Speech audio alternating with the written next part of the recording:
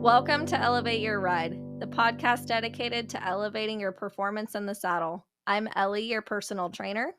And I'm Lauren, your mindset coach. Today, we're talking with Madison Nirenstein, an accomplished amateur and multiple world and Congress champion who recently changed gears and is now focusing on being a DIY amateur in both Western all around and jumping. Today, we want to talk about the challenges Madison has faced throughout her amateur career and transitioning to DIY. Madison, can you tell us a little bit more about your background? Yes, I can. Thanks for having me. I've been in the quarter horses for quite some time and more recently have been riding with high point performance horses in the all around events with hunter under saddle horse, equitation, as well as the Western all around events, trail, showmanship. I more recently transitioned to, I guess, DIY, you could call it, and bringing my horse home. I semi retired her from showing and I sold my other two horses and just decided to take a step back from the competition space.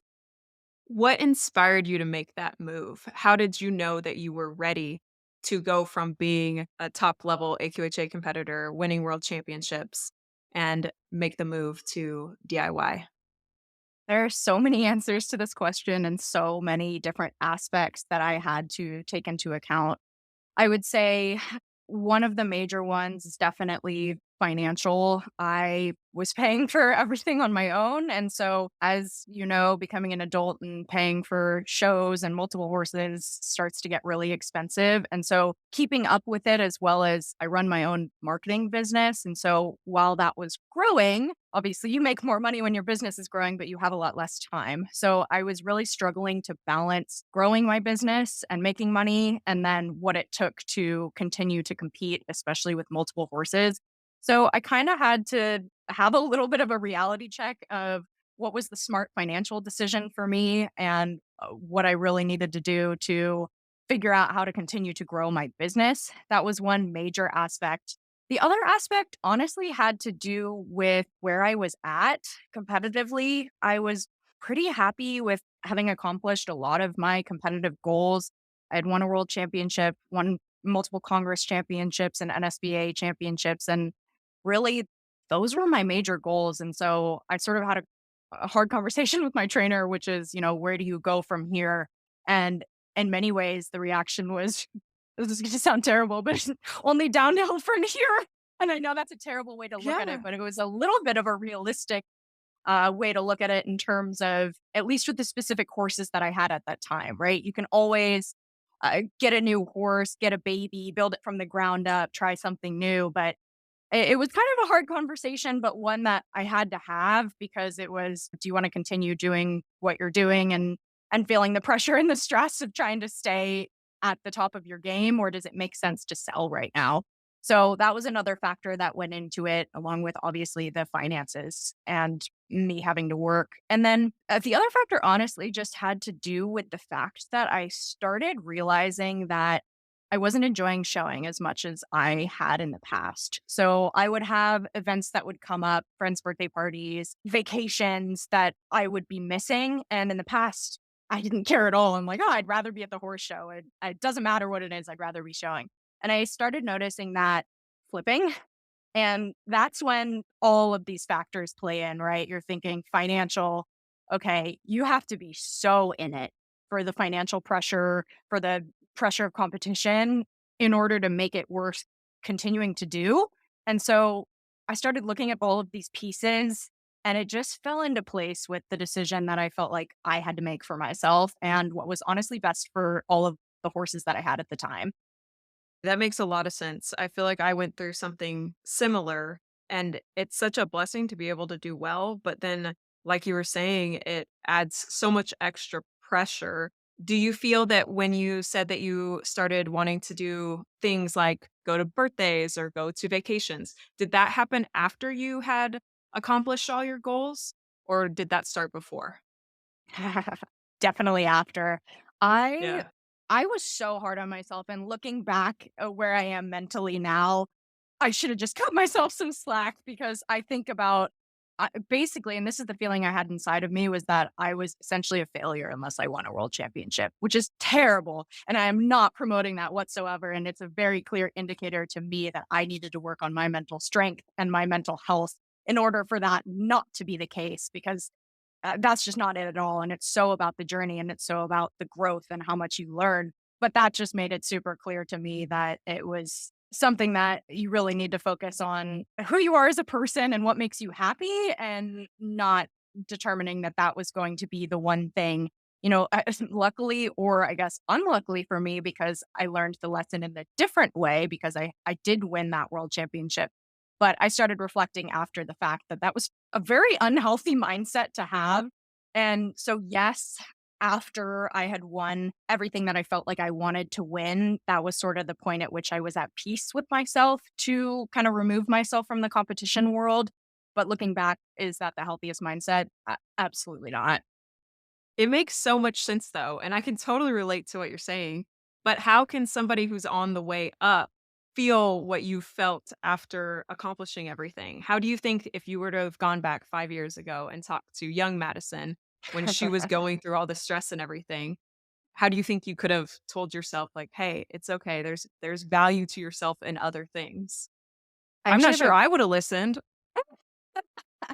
I actually have a fantastic response to this because while I had so much success with one horse, I had another horse who I had a lot of success with, but not quite at the level. And so with my Western all around horse, this is the one that I brought home and ended up semi retiring and just having her because I just love horses and I have to have horses in my life. But I had just kind of started to peak with her in the Western riding, and we were third at the level one when they held it at the World Show in the Western riding against some serious, nice Western riders. And after that, it was basically the decision of, okay, I'm going to take my horse home, semi retire her, and sell the other ones. And so there were so many things that I wish that I could have won specifically on her. And so I think for me, I had to come to peace with the fact that maybe that wasn't going to happen with this particular horse. I felt like a failure, honestly, because she is so talented. And I kept thinking, if Lauren or Mallory or one of these amazing showmanshipers, right, was with this horse, I'm like, she would have a world championship for sure. And so it's so funny because you think about that and you're so, at least for me, I'm so hard on myself of, oh, I failed this horse because she has so much talent.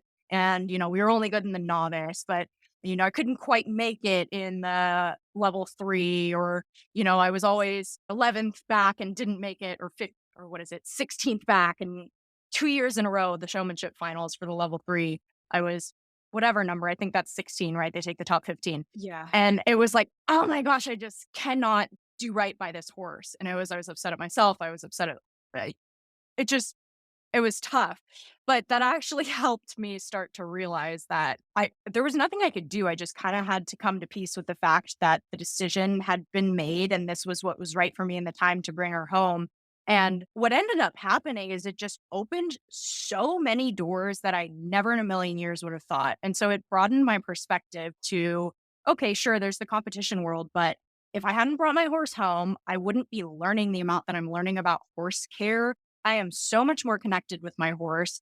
I started practicing with the horsemanship on her, which is a class that she never really liked. She was pretty marish and she just was touchy and didn't like it.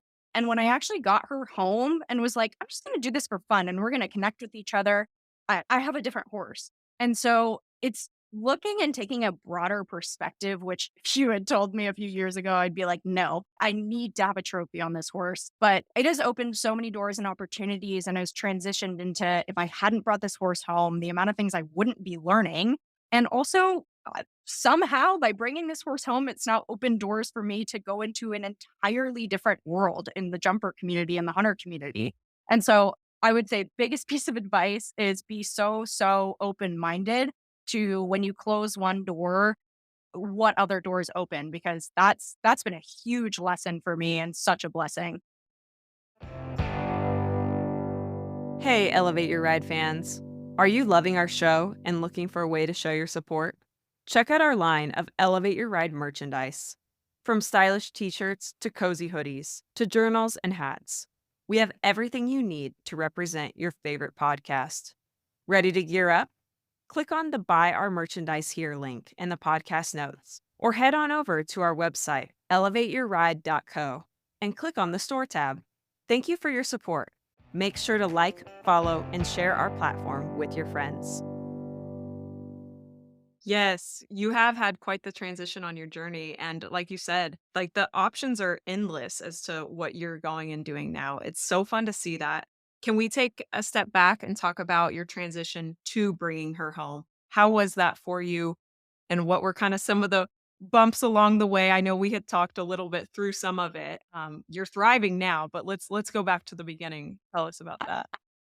Ah, Lauren has been so helpful in helping me with this transition. It was so hard. It was so hard. I won't sugarcoat it. There were days that I would just cry and be like, I'm not cut out for this. I'm a terrible horse owner.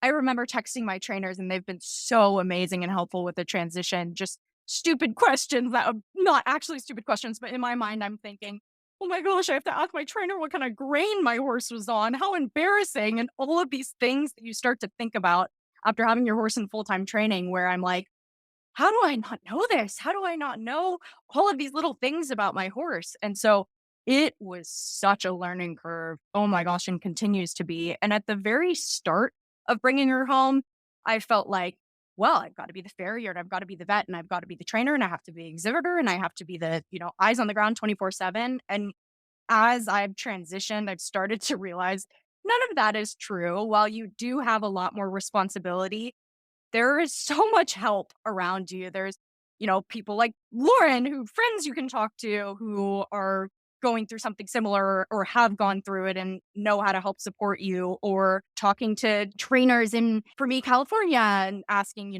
who are the good vets? Where should I go to? And being okay with there are definitely bumps in the road. I've been through 4 farriers now. I'll be transparent about that. It's been a mess, but I have learned so much about my horse care, supplements, vet work, and just being so involved has been, I mean, honestly, such a blessing because I'm able to, if I do go back to the competition world, just have such a deeper understanding and also appreciation for how much the trainers do for all of these individual horses because every horse is so different and has so many different needs. But it was stressful. And at first, my barn was an hour away. I had to clean on the weekends because they didn't have cleaning. It was the definition of a DIY barn other than they did clean during the week. I was basically helping with absolutely everything. And so I've since transitioned to a little bit more of a not full service, but a barn that helps with turning my horse out when I'm not there, feeding the grain, things like that. Because yeah, it was tough when I would go on vacation and I'd have to hire extra people to have extra eyes. And so there's so many different things that you learn, but it was hard. It was hard. And it's gotten much easier. Yeah, and good for you for leaning on the professionals in your community through all that too, because it is kind of daunting to feel like, oh my gosh, I do have to be all of it to my horse and to everyone. But there's a lot of great resources, and it's just being able to find them and being willing to let them come into your circle and help you. Absolutely. Yeah. So you've been doing jumping. How did this start, and what are your thoughts on it? I have well, when I was younger, I jumped a bit and I jumped once or twice on the college team in at University of Michigan, which is not really it's a club team. So I have had some jumping experience. I've always been interested in jumping at the high levels, always. And so when I brought my horse home and was trail riding and doing these things, I just kind of wanted to learn something. I say new. I mean, I was familiar with it, but I definitely was fairly beginner. And so I just wanted to continue to grow and learn and do different events. It's a good question. When did I decide that I wanted to do that? I think I had a friend who had an English horse. at the barn that I was at, and she was doing some dressage, and she said that she had a jumping trainer that she liked, and then my vet at the time was doing the serious show jumping, and so I'd found out about that, and I just got to talking with her, and I was like, "Oh my gosh, this is something I'm been super passionate about and super interested."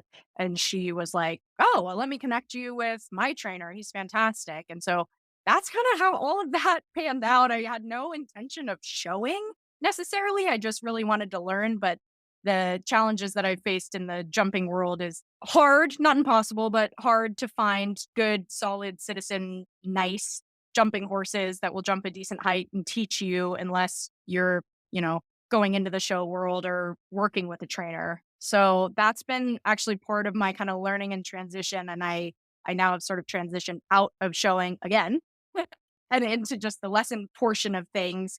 And so that's been interesting to try to kind of like parse through, how do I meet this need to want to jump and want to learn and want to do these things on a safe horse in an environment where I feel like I'm really learning without spending thousands and thousands and thousands of dollars, because it's way more expensive than quarter horses, believe it or not.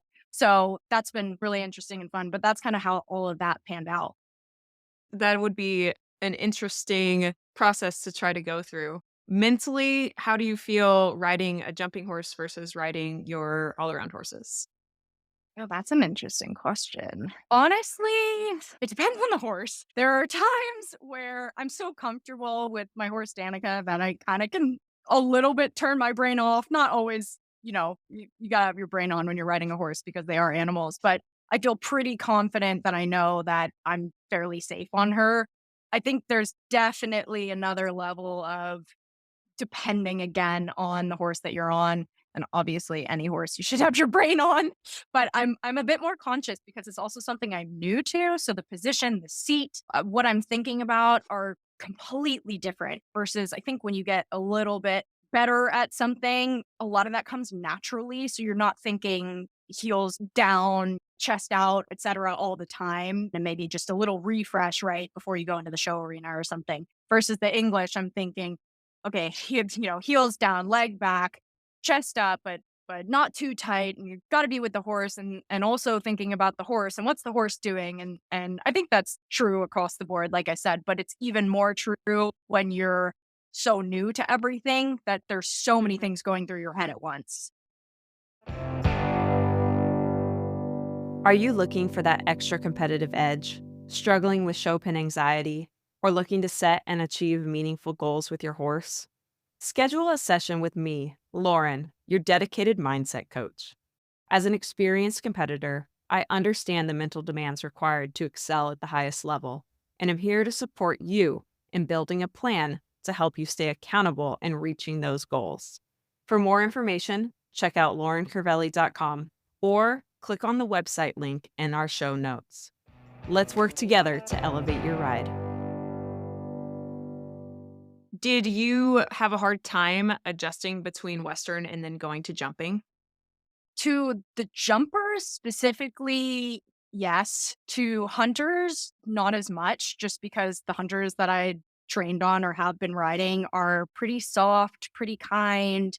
It's slower than you would think, definitely faster than Western for sure, but it was a more gentle transition versus the jumpers is obviously all about speed. So there's a bit of that, heart palpitation. We're going really fast. That's definitely a huge transition. But I think it wasn't as challenging of a transition for me, especially because I have done the hunter under saddle, I've done the equitation, the position, the riding, the connection with the horse.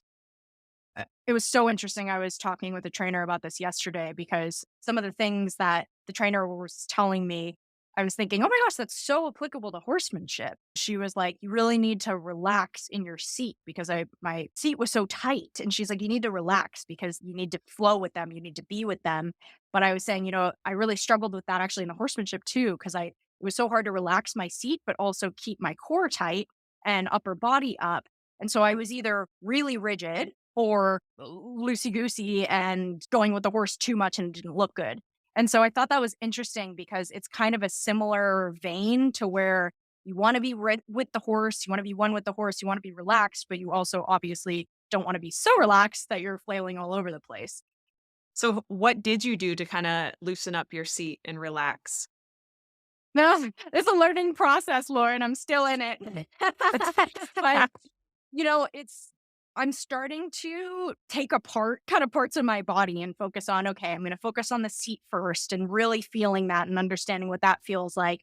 And then focus on the upper body and figure out what I need to do with that. And then how do I connect them kind of as one piece? And I think what's been really helpful and I'll continue to do is filming my lessons so I can look back, remember what that felt like, and then understand, okay, I need to do that moving forward. So I found that it's been really helpful for the trainers who have been open to letting me film the lessons that I can then take that and create muscle memory by it because that's been it for me and understanding, where my back position should be, how I relax the seat, what that looks like, and how it impacts the horse. So, do you use the Pivo in your lessons as well, or do you have someone come with you to film? So I just purchased the Pivo, which has been great. For the most part, earlier on, I had someone film, but that's not always possible. And so I'm super excited about the Pivo because now I can actually set it up and film my lesson. It's always helpful when there's someone's on the ground because the Pivo does mess up sometimes and it'll lose you. Yeah. Actually, at a jump, it just will stop, or if there's another horse in the arena. But for the most part, in the past, I would, ask my trainer, hey, could you just film this part if we were working on something specifically so that I can see it? Maybe not the whole lesson. But I think with the Pivo now moving forward, I'll probably film most of it and it's got a little clicker. And so I can turn it on and off, especially if I know, oh, I'm going to go to that jump right now. I want to see, my body position, or I'm going to, relax my seat. I want to click record so I can see exactly what it looks like when that happens.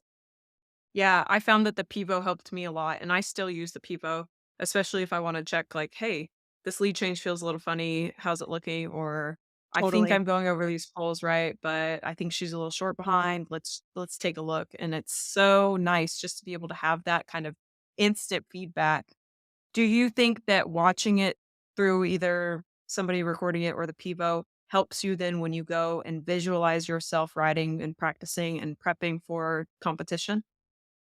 Yeah, I mean, I think it's pretty integral. You don't realize, obviously, when you're in training, I mean, your trainers are kind of your eyes as well. So they're telling you that looks great. And so you're trying to kind of understand the feel when they say that looks good. But if you don't have someone doing that, it's hard because you're thinking, okay, well, this feels good, but how does it look? Because I mean, there's been a million times where I'll be riding around and I'm thinking, this feels awesome. And then I film it and I'm like, well, that looks really short, or that doesn't look good, or my body position doesn't look quite right. And so I think it's been crucial. And I'm a visual learner. So it's super important to me to be able to then look at a video and compare it to how it felt so that I know I'm on the right track. So you showed your mare for the first time this fall as a DIY. You obviously had gone to lots of major shows with her and been extremely successful. Can you talk a little bit about the difference between going to your first quarter horse show as a DIY versus when you were in a full-time barn? Yeah, absolutely. So I had no intention of showing my horse when I brought her home, but my friend Gina was like, oh my gosh, we have to go to this show. We'll just go together and it'll be so fun. And I thought, honestly, that sounds like a blast. I hadn't been to a show in California and I don't even know how many years. This show I hadn't been to in 11 years. And I just wanted to do something fun with my friend. And so we're like, let's just do it. And wow, learning curve for sure. I would say the biggest thing that stood out to me was I was just worried about my horse for the first few nights of I am her sole person, right? Who's focused on her. And I didn't realize the level of comfort I had of having her being in full-time training where I just knew, she was going to be okay. And what's funny too is I talked to my trainer about this when I brought her home and I said, I'm worried about what about at nighttime? What about at nighttime? I was talking to Charlie Cole and he was like, well, some people do night checks, but there's not someone ever out there 24/7 at any barn. That's just not realistic, and so you just you hope for the best, right? And most problems you are able to solve. If you find something in the morning, you're there at 6 AM or you're there at 10, but there are some hours in every barn where horses aren't being checked, and so a little bit of that is mental strength, right? Of being at peace with the fact that there's only so much you can do, right? So I had to kind of tell myself that and remind myself of that conversation of you do your best. So we did a night check, and then we would go early in the morning. And after a few days, it definitely got better. But that was the first thing that I noticed was just feeling totally out of my element. I think the other interesting things were just preparation time. What time do we get to the show? How long does it take to lunch? How long does it take to get my horse ready completely? The first day I was rushing a bit for sure. It had been a while since I'd Yeah. put a tail in, and so I was definitely struggling, but the good news is I had, my friend Gina with me, so we helped each other get our horses ready. But definitely things like that where I'm so used to a trainer just saying, "Hey, show up at 7, be dressed, be ready to go," or whatever it is, that you definitely have to start to work backwards, count in the time, figure out exactly when you need to be at a certain class, determine what classes you even wanna do. That was also something where I was like, "Do I wanna do all around? Do I care? Do I wanna focus on this one particular event?" So, it was a lot of fun, but I have so much respect for, you, Lauren, and all the DIYers who do kinda some of the major shows because the stress and pressure of that on top of doing everything yourself is a lot for sure. How did you juggle the pressure of trying to get her ready and keeping her happy and taken care of versus making sure that you were taken care of mentally to be able to go and show her at the best and highest level that you could at that show? That's a great question. There's probably a few ways you could look at this, but I'm definitely an animal first person. So I focus on, okay, what is everything that she needs to be happy, healthy, good, prepared, and set up? And then what time period do I have then to, compose myself, feel good about myself, and give myself whatever I need to compete. And so for me, at least at that show, what I focused on was okay, get her ready, get her ready. And then if we're running down to the warm up pen, breathing, remembering to breathe. Yeah. Breathing is such an effective tool. And I think even when you don't necessarily have the time, you can always focus on breath work. And so that's something that I think is super helpful, especially if you have anxiety or you genuinely just don't have time, right? You don't have a second to go and sit in a corner and make yourself feel better, that you can breathe while you're walking, while you're riding, while you're doing anything. So when I get into the warm up pen, getting on her, taking a deep breath so that she feels that I'm calm and that my energy doesn't feed into her being nervous because I've just ran around like a crazy person trying to get her ready. So what kind of breathing exercises do you like doing? Hmm. I like to just take like a deep belly breath, hold for however many seconds, and then breathe out through pursed lips. Usually I'll do to think about this. Like what is it? 5, 7. It kinda almost I kinda just do it based on feel, where I'm like, Yeah. "Okay, I can't hold it for very much longer, so I'm gonna let it out," and starting to figure out what is comfortable for me because there's some breathing exercises that I'll do that'll actually make me more anxious because I feel like I then can't breathe. I don't know if Yeah. that's just a me problem, but I'll just kind of sit with it and breathe in and then I guess just go by feel of, "Okay, I feel like I wanna breathe out now." I think maybe as someone who's a little bit more seasoned in the breathing exercise space, that might be easier Okay. for me. I know there are specific numbers. I don't know if either of you have breathing exercises that you like, but I kinda go on feel. Yeah, I usually try to go off a field too. Like at the beginning, there were numbers that I would try to go to. But then I almost got more anxious about thinking about Yes. the numbers. So kind of the Totally. feel thing. Going off of kind of the feel, do you think that you have more feel with your horse now that she's home? Oh my gosh.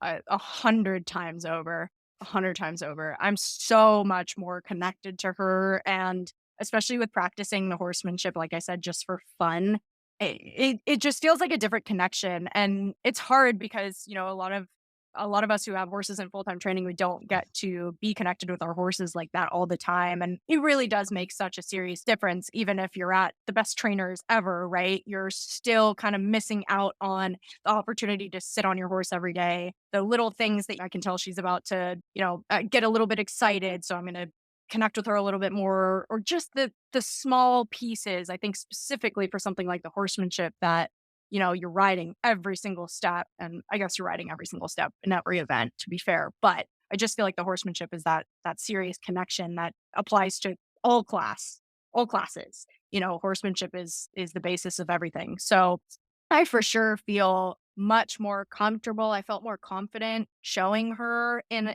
a weird way. Definitely not without having the trainers there. I definitely was not as confident, but in the sense of really knowing my horse. Yeah, it does make a big difference. There is no substitute for time. Just time with your horse, time in the saddle, and being able to pay attention to all those little nuances that they have because each one has their own personality and their own likes and dislikes. And every day is a new day for them too. And the more time that you can spend with them, you can kind of pick up on those things and help them out in different situations. Absolutely. Hi, everyone. It's your personal trainer, Ellie. If you're looking to become a stronger, more balanced, and flexible rider, I'm here to help. I offer virtual personal training sessions and customized workout plans that you can complete on your own. As a fellow competitor, I understand the physical demands riding requires, and my goal is to help you perform your best for your horse, whether you're preparing for a show or just want to improve your everyday rides. Visit lopindowntherailfitness.com or click on my website tab in the notes of this podcast episode to learn more. Let's work together to elevate your ride. Can you tell us a little bit about what the stress level for you was like before winning your first world championship? Yeah, for sure. I had a lot of stress and pressure on myself. And I think honestly, what was really interesting is especially being at a barn like High Point, and I know a lot of people can relate to this too, is feeling like, oh my gosh, everyone else is a world champion except for me. So it's so funny because being in such a competitive barn and competitive space and everyone is so supportive in that barn, and so no one else would ever say, "Oh, she doesn't have a world championship." It's so in my head, right? And so I think that's what you start to realize is, "Oh my gosh, I'm just putting all this pressure on myself," even though no one's sitting there saying, "Oh, well, Madison doesn't have a world championship." But that was definitely some added pressure because I felt like, well, I don't want to fail my trainers. I don't want them to think that I'm a nobody because I didn't accomplish these goals. And they've worked so hard with me and care so much about me achieving my goals that I definitely put pressure on myself because I felt like, well, oh my gosh, they're putting all this time, they're putting all this effort, they're adding these extra hours so that I can get in this practice that I owe it to them to win this. I owe it to them, I owe it to myself. And so I had a lot of pressure for sure that I think looking back, if I had handled it a little bit better, I think I just would have probably had better performances, honestly. I mean, I definitely obviously did well, but I think that mental strength is, in my opinion, what separates the good riders from the great riders, being able to go in and knowing that they need to do it again and again and again. I think about Jason Martin and how many times he's gone into the Western riding and Charlie too. I don't think I could do it. I mean, that many years in a row of winning and going in and knowing that, well, if it's yours to lose, is incredible. And so I think being able to handle that pressure and not letting it impact you and having performances like that year after year after year, like I said, is what separates a good rider and a great rider. Because when it comes down to it, the person with the better mental strength, if you have the same ride, right? And horses aside, because horses are going to do what horses are going to do, that person is probably going to come out on top because they're going in, they're cool, calm, and collected, and their attitude and their emotion and their feeling is fueling into their horse. And so if you're confident, hopefully your horse is confident too, or you have a way better shot at that. So did I handle my emotions and everything perfectly every time? No, but I learned a lot from trainers who did. And so I think that had been really helpful. And I think also having my trainers tell me when I came out of a bad ride or went off pattern or what have you, just shake it off. Like, don't start thinking about that 24/7. I remember at the World Show, I went into the equitation. I think again, it was the novice equitation. I was winning the class. I picked up the wrong lead on the rail. Just terrible. Like I had no sleep the night before, and so I picked up the wrong lead, and I came out, and I'm freaking out because I have the finals of the level 3 under saddle, and I'm like, I'm gonna pick up the wrong lead. And I remember Jason just telling me like, when have you ever done that? Like, why are you worrying about that happening again? It's such like a one off. Get it out of your head. Don't even worry about it. Like, pretend like it didn't happen. And I think that advice is so crucial for mental strength and horses. And there's always something, right? So being able to then focus on the next thing is huge.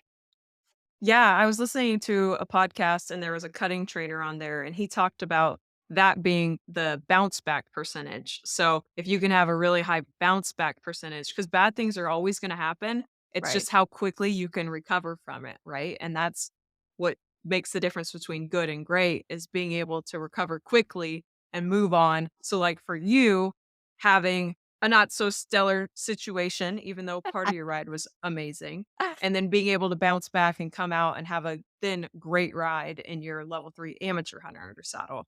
Like, Right. that says a lot about you as a competitor being able to let it go and then turn it back on when you needed to.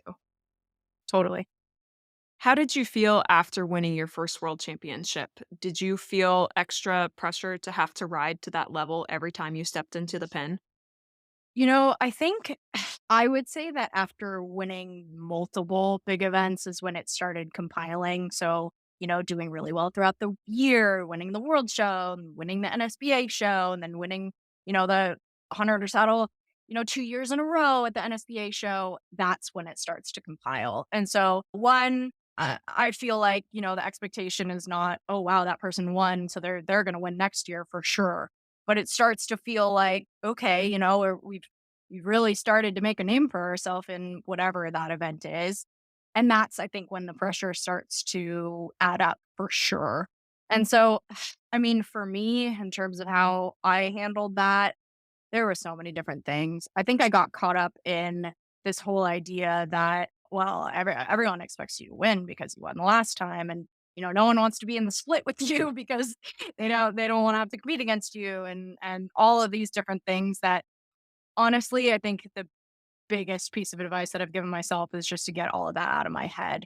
Because at the end of the day, they're horses, right? We're people. We make mistakes. They make mistakes. We don't connect on a certain day. At the end of the day, it's up to the judges, right? So you could have a fabulous ride. There's been times where I've had what I felt like personally was my absolute best, where I've been fifth. And then other times where I felt like I walked out of there and I was so unhappy with my ride and I've been first. So at the end of the day, I mean, what it comes down to is going in and focusing on your ride, on your horse, and feeling connected and trying to get the noise out of there because you could feel like you have the best ride ever and not be rewarded for it, right? Or feel like you have a meh ride and you are rewarded for it. So I think all of that is just background noise that makes us get in our head and makes us feel like everyone's worried about exactly what we're doing. And I think sure, there's a sense of that for sure. I think there's expectations or certain people where you would think, "Oh, I'm surprised they didn't make the finals," or, "Oh, usually they're top 3." Sure, but there's also that same percentage of no one cares. Like, everyone is so focused on their own journey and their own horse and other things outside of the horse world that I think we need to remind ourselves, and I try to do this too, that, sometimes people just don't care, and that's and you might be making it up in your head. And so just getting rid of the background noise and focusing on your ride and focusing on your mental strength is huge. So you sold the hunt seat horse that you had won the world on, Henry. Did you feel judged or any pressure through that decision from those around you? I would say from those close to me, absolutely not. I think I had a lot of, like I said, conversations about where I was at, both in the sense of competitiveness, like where we had been, and again that conversation of wow, you've done so much on him. It kind of makes sense that now is the time, and then also with just my transitional period in my life of focusing on my work that it just made sense. I definitely had some people asked, "How could you do that? Why would you do that?" And it's tough for sure because you're thinking in your head the same thing, right? It's not like that didn't cross my mind. Let's be honest. I have loved to keep him and continue to win and have that be my forever thing? Maybe, but the likelihood of that continuing to happen and staying at that top level and winning everything again and again and again and again, at some point you just realize I've met my goals. He's done so much for me.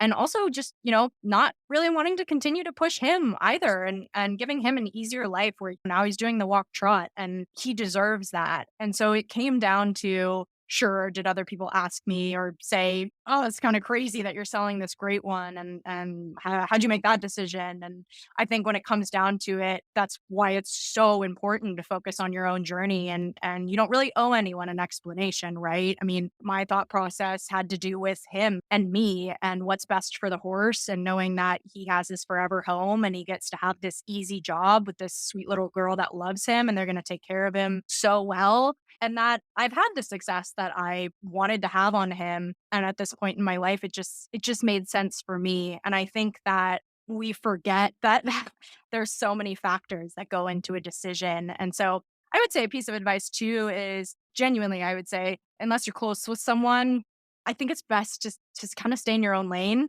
and because everyone's going through something and making a decision, and the last thing you want to do is make someone feel like, oh my gosh, I made the wrong decision, when obviously it's a hard decision, right? And so yeah, I would say I definitely felt some pressure, and it took me a while to come to terms with feeling okay with the decision and knowing that that was the right decision, and I made that for myself and for my horse. And so the outside noise, of course, just makes things harder. Yeah, absolutely. And like you said, it's your journey and you're the only one who fully knows all the aspects that go along with that journey. So I'm proud of you for Definitely. all the decisions that you've made. No, that's a fantastic point is, anyone looking in at any decision or anything with any other person is missing 99.9% of the context, right? So, I think it's just so important that everyone focuses on their own journey, and sure, it's fine to ask questions, but I think at the end of the day, making the decision that's right for the horse, making the decision that's right for you and your mental health, and just focusing on your own journey. I think that's my biggest piece of advice for anyone, honestly, and continuously tell myself that. And it's so important, and it's been such an integral part of my mental health and where I'm at today. Thank you to our bronze sponsor for this episode, Studio 458. Thank you for listening to Elevate Your Ride. Find us on Instagram and Facebook, all linked in the podcast notes. We'll see you next time.